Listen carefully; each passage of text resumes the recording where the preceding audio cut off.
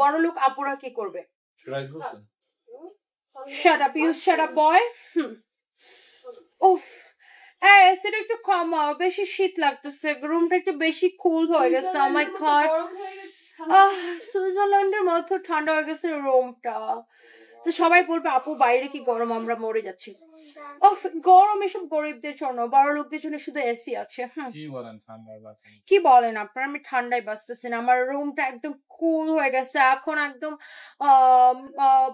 -4 degree temperature. ও মাই god, দাও দাও দাও, জামাগুলা দাও তাড়াতাড়ি।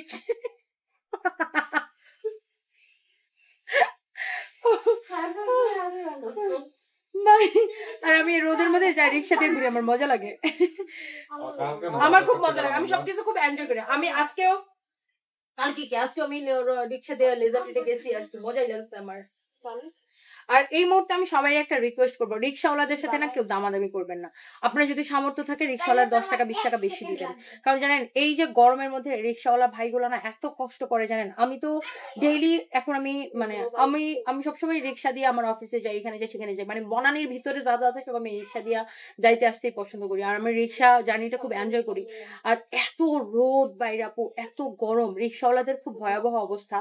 আর রিক্সা আমরা এমনিতে দেখবেন অনেক টাকা পয়সা নষ্ট করি, অনেক খরচ করি, কিন্তু যখন রিক্সাওয়ালারে ভাড়া দিতে যাই তখন আমরা আসলে রিক্সাওয়ালাদেরকে 10 টাকা নিয়ে ভাড়া কষাকষি করি, ওরা 5 টাকা বেশি দিতে চায় না, পারলে আরো কম দিয়ে রিক্সাওয়ালারে 10 টাকা 20 টাকা নিয়ে অনেক দাম কষাকষি করি। সো এই গরমের মধ্যে পারলে রিক্সাওয়ালাকে 10 টাকা 20 টাকা বেশি দিবেন, জানেন এই আপনার এই 10 টাকা 20 টাকা ওর জন্য অনেক উপকারে আসবে। আপনি একটু নিজের 10 মিনিট বাইরে দাঁড়ায় দেখেন কত কষ্ট হয়, রিক্সাওয়ালারা কিন্তু অনেক কষ্ট করে।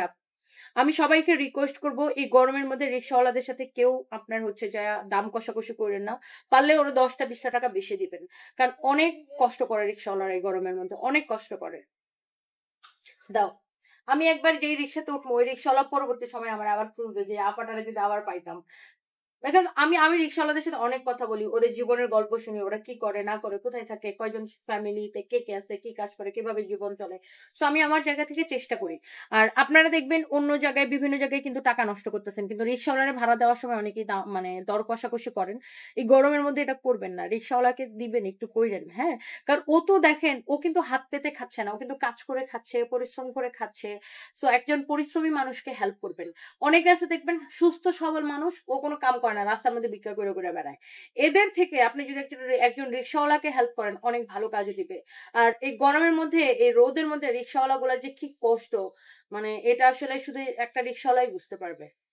সো প্লিজ হেল্প করবেন রিক্সাওয়ালাদেরকে, যার যতটুকুই আছে একটু বেশি ভাড়া দিবেন রিক্সাওয়ালাদেরকে এখন।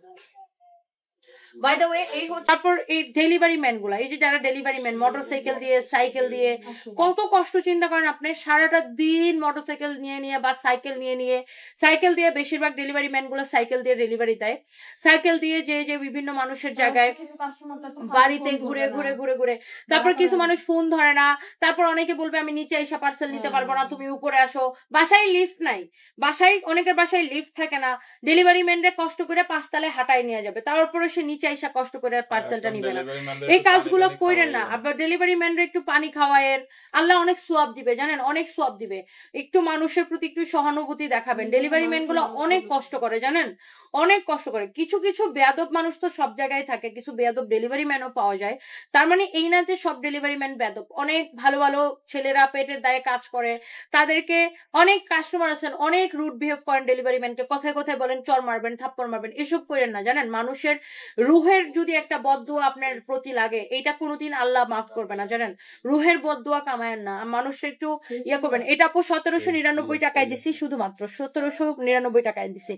আমরা ছোট ছোট করে আমরা অবদান রাখতে পারি সমাজে, আমরা ছোট ছোট করে মানুষের দোয়া কামাইতে পারি। আমরা একদম আপনার অনেকে বলে আমার তো সামর্থ্য নাই, আমি মানুষকে কিভাবে হেল্প করব। আপনার সামর্থ্য নাই কিন্তু আপনার সাধ্যের মধ্যে যতটুকু হেল্প করার ক্ষমতা আছে ততটুকু করেন। আপনি কাউরে একটু পানি খাওয়ান গরমের মধ্যে, একটা রিক্সাওয়ালার পানি খাওয়ান, একটা ডেলিভারি ম্যান একটা ঠান্ডা পানি খাওয়ান, ডেলিভারি ম্যানদের সাথে ভালো ব্যবহার করেন।